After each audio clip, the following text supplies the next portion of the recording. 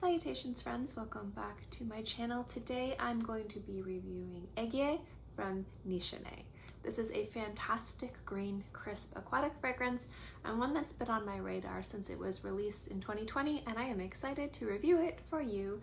So if you'd like to know what I think about this fragrance, then keep watching. And welcome to my channel. Hi, my name is Kristin and I like to bring you guys fragrance reviews, related topics, and discussions.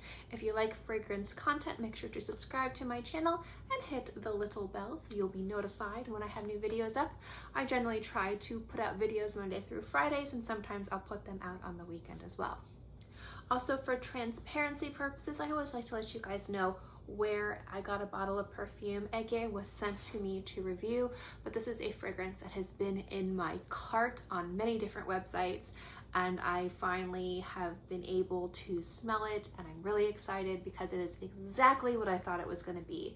So although this was sent to me to review, this is a fragrance that before it was sent to me or even offered to me, it was something I was going to purchase because I do like these types of scents. So when we get into the review, I'm going to talk to you guys about why I was interested in it, what I think makes it really special, and why it's going to be something I'm going to be wearing a lot of come summertime. Now, I love aquatic fragrances, and living in Florida, it definitely is the type of composition that works really well with my environment and how I like to smell.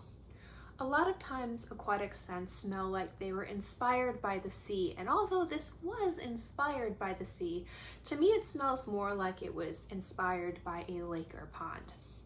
It has wonderful notes of yuzu in here, which I think is a smart citrus to add a bright, beautiful opening.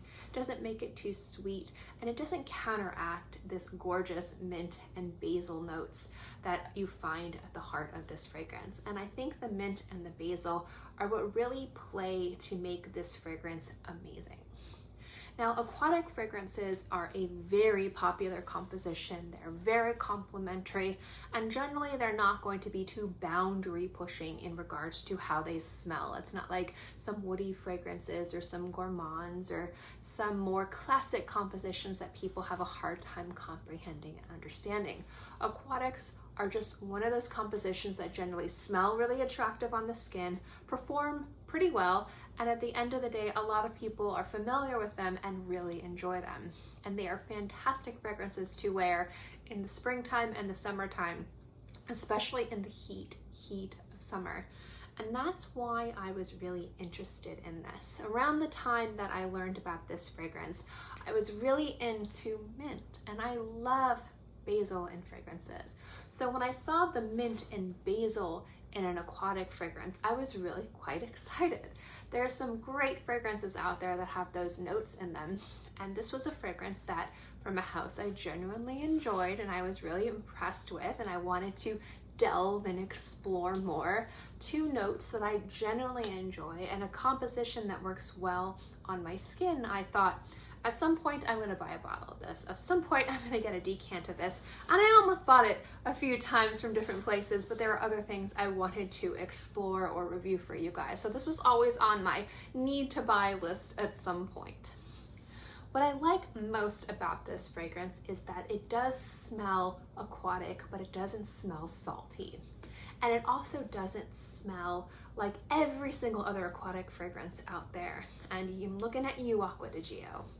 But the thing is those types of compositions in aquatic fragrances are very popular because they perform amazingly and they smell sexy and attractive. They generally, in a lot of cases, will gather a lot of compliments.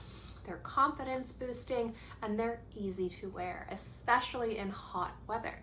It's easier to find, in my opinion, fragrances that work well in colder weather rather than fragrances that perform at their best in hotter, humid climates. Because humidity and heat can really ravage a fragrance's formula and make it smell too muddy, make it smell too heavy.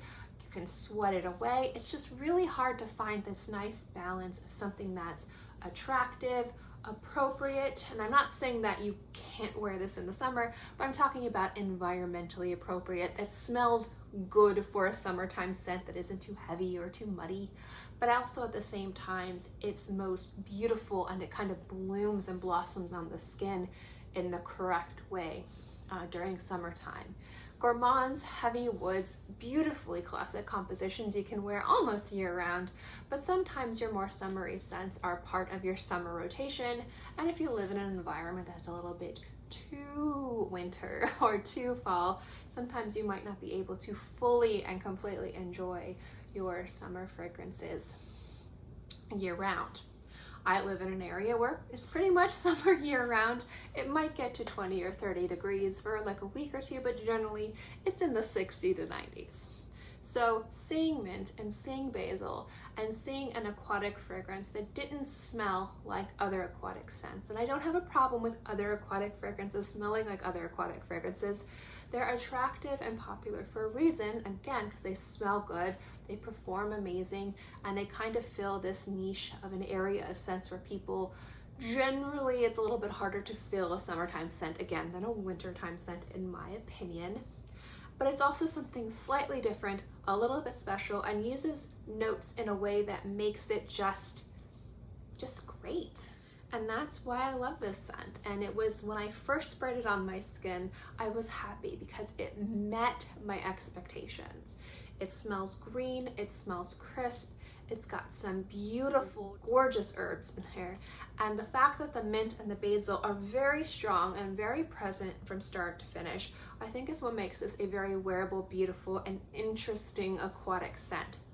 It's not too crazy, it's not too out of left field in a way where you're not going to want to wear it or people aren't going to understand it, but it's different enough that if you enjoy aquatic fragrances and you want something that's a little bit different, special, but still very complimentary and attractive on the skin, this is a fantastic scent. And like other aquatic fragrances, it does have great performance as well. It has a beautiful sillage, a beautiful projection. It's not too loud, not too strong, but loud enough and strong enough where, say, if somebody's social distancing, they'll be able to pick up your scent and enjoy it. It's not too heavy. And it has beautiful longevity. I get about 8 to 10 hours on my skin. Now, the first 5 to 6 hours, I would say it has medium projection, and then it becomes mild and more intimate the last few hours, but I'm still able to pick it up, which is really, really nice. So this is a great scent, something I was going to purchase. Again, it was sent to me to review, but this is a fragrance that way before I even talked to the brand that sent me this fragrance, this is something that I was going to purchase, and I was just waiting for the right time to purchase. So this is something that I genuinely really enjoy and a composition that I really like. So if you're looking for a unique, beautiful, but still wearable, crowd-pleasing scent that's special and a little bit more luxurious and a little bit different, but still just very accessible and easy to understand, this is a great scent from Nishane. So that is my review of Aiguille. I hope you guys enjoyed it, and if you've had the opportunity to try this fragrance, please let me know what you guys think in the comment section below. You can agree with me, you can disagree with me, let me know below. I'd love to know what you guys think. As always, guys, thank you so much for watching this video. I hope you enjoyed it, and I'll see you next time. Bye!